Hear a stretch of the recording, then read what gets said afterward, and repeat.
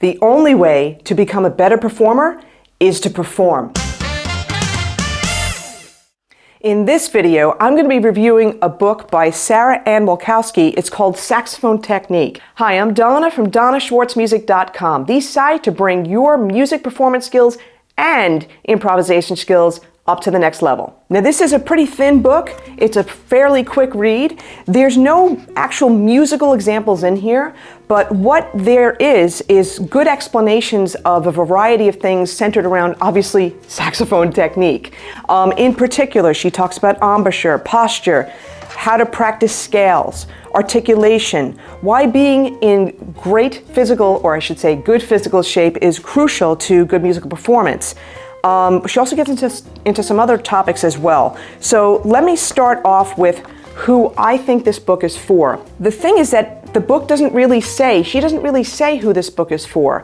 And the only other thing too, I didn't really know too much about Anne, and she doesn't have her own bio on here. So the one criticism I do have, I had to look her up online. I had to actually, find her website, which I will put in the description and, in the show notes and stuff. But I had to look her up to see who she was and to see her background. As I read through the book, I kept on asking myself, who is this for? Who would this be best for? She uses a lot of analogies and references to classical music. So people that are studying classical music are definitely going to get the most out of this. Is this for a beginner saxophonist? In some ways, if you're an adult, in some ways, yes, because what she's going to do, what she does in this book is she gives you really good ways of dealing with posture, and she really describes articulation pretty well, I've got to say. So if you're a beginner player as an adult, you could get something out of this for sure. I think this is great for saxophone teachers. I think this is great for high school students who play saxophone, college students who play saxophone who want a refresher on some basic foundational concepts when it comes to technique. And I'm going to also say she's calling like embouchure and articulation technique. I consider that tone, so I would definitely put that in that category as well. So that's who I think this book would best be suited for. Now, it doesn't mean that if you play pop music or rock or church or jazz or whatever that you can't benefit. I think you can, especially, if you've hit like a bump in terms of your playing and, especially with posture or with trying to play things faster. I think this could benefit you as well. So I'm going to go through parts of this book, obviously not the whole thing because, she put this book out for people to buy. And like I said, I will put the link in the show notes to find out more about her and to be able to purchase this. But she starts off with embouchure. Now, her definition of embouchure and her setup for embouchure, I should say, is good. It's not what I teach. That's perfectly fine. The thing is this, whatever works, as long as it's efficient, as long as you're getting a good full sound, as long as you're not in pain when you're playing, go for it. Absolutely. So her way of approaching embouchure is different than mine. Like I said, that's really cool. But what I love that she does, she has a really good explanation of how to play a long tone. And she talks about, until you learn instinctively how to direct your airstream, a visual aid is going to be helpful. And she talks about that. She talks about focusing on keeping the air column constant and the dynamic levels even. Okay, maintain your embouchure without tensing up or loosening up. Now, what I love here, there's no reference to the diaphragm muscles, because the thing is that the muscles that you're really using are the intercostal and the abdominal muscles. She talks about you may need to focus on this more toward the end of the process where you're keeping your air column constant. You're going to begin to feel the intercostal and abdominal muscles working harder to force air into the mouthpiece. That's what you want to be thinking about. Another thing that I love in terms of, I'm going to say tone, and this is something that was beaten over the head with me for my trumpet teacher, Vince Penzarella. Tension is your enemy. You want to get rid of tension. And she does talk about this quite a bit in this book, and I think that's awesome. Okay, so that will benefit anybody that plays saxophone. If you're a doubler, you play clarinet, you want to play saxophone, you play flute and saxophone, Yes. Now another thing I really like is how she gets into posture, and a couple of little excerpts here. It's important to note that the two thumbs work in conjunction. The right counterbalances the left, right? I've said that before, many people have said that before. You will not get the full stabilizing effect of the right hand thumb until the left hand thumb is also in position. So she talks about a bunch of stability points in here. And here's another thing too that I find a little bit frustrating when I see this, especially when it comes to the younger kids that are in marching band.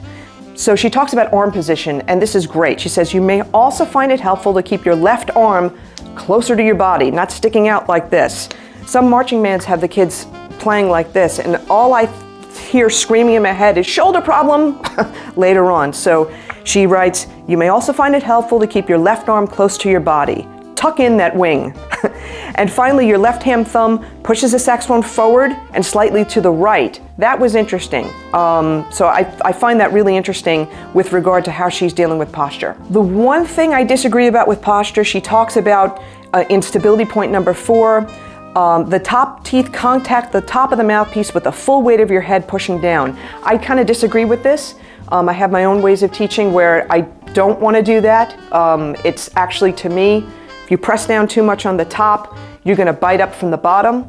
And I don't think she really means that so much, but that's what kind of, rang out to me when I actually just read this to you and I read it myself the first time through. So that's one point that I disagree, the stability point number 4 in this. But like I said in the beginning, whatever works for you, great. You want efficiency, you want to be able to get a full tone. You don't want to work so hard. I mean, you want to put effort in for sure, but you don't want to put in more effort than you need to be putting in, and you certainly don't want to be in pain. Now, she also gets into a great explanation, and she gives you suggestions and strategies and tips for how to practice your scales. That's a really good section in this book for sure. I would definitely recommend that. The one thing I had a problem with, I'm not familiar with her fingering system. It just didn't make sense to me at all. I'm used to the Rubank series of fingering systems, the major books, what we talk about, what we teach. I was not familiar with these. So for me, one thing that would really help with this book, and she can't obviously add to it, but perhaps maybe in the future, if she has a page on her website with like bonuses or something like that, a chart, a fingering chart, a diagram would definitely help with the fingerings that she's just describing here, because I honestly am not familiar with her fingering system. If you do not practice all the articulations, you will have poor finger-to-tongue coordination. Tonguing first, articulation second. Only once the tongue muscle is working properly can we approach the world of articulation. And then there's 2 levels of sophistication. The first involves looking at the music for slurs. All notes must be articulated unless they're under a slur. And then if there's a repeated pitch under a slur, it must be articulated to differentiate its rhythm. She talks about how to sight read too, which is really good. This is around page 53. And she gets into all the different types of articulation styles, legato, tenuto, staccato, etc. And she gives you the advice of play all your scale and technical exercises with articulation patterns. Don't just play them up and down. That's not owning a scale. The next section addresses shaking your tail feather. Okay, she's got a very interesting sense of humor throughout this book. It's interesting, that's all I'll say. But she refers to the book by Daniel Levitin called This Is Your Brain on Music, and the 10,000 hours concept and that kind of thing. But she says getting fit will accelerate and improve your saxophone skills. Clarity of mind that comes during and after aerobic activity. Okay, so I know from my own experience teaching a lot of younger students, some of my best musicians were swimmers. And it's interesting, she talks about cross-train in the pool for better breathing. That's why, because you have to breathe well in order to swim.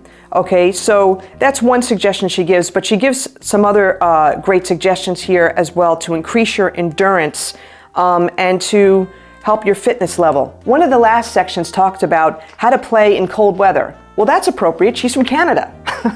So in the Baby, It's Cold Outside section, she gives some suggestions for this. And I would say definitely listen to a Canadian when it comes to suggestions for playing in colder weather. I do have a video about this I'm originally from New York, so I've played some parades in horrible conditions. I remember playing on trumpet in a parade in Huntington when it was sleeting outside. I played Christmas parades outside on soprano saxophone, and that was not fun. But she gives some good suggestions here for sure, and she talks about intonation and the differences between brass and brass, woodwind, and string instruments as well. So that's pretty good information right there. From her last chapter, I just want to share 2 more points.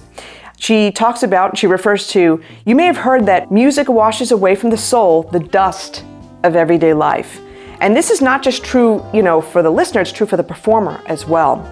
And finally, if you pull the audience into your world, even for a minute, you've succeeded. That's the goal, right? We perform music to bring joy into people's lives, even your own life too. So I love that. I think this is really great. I think this is a really good book. I will put the link for this book in the description, in the show notes below, if you want to buy it. If you have more questions, I'll also have the link for Sarah right there. Read more about her. She's an excellent player. She's a classical musician, great teacher. She's been teaching for a very, very long time. Now, I'm curious, did any of the points that I brought out from Sarah's book resonate with you? Let me know in the comments below. And as always, if you like this video, smash that like button, hit the subscribe button so you'll know when new videos come out. Thanks so much for joining me. On that note, take care. Have a great day.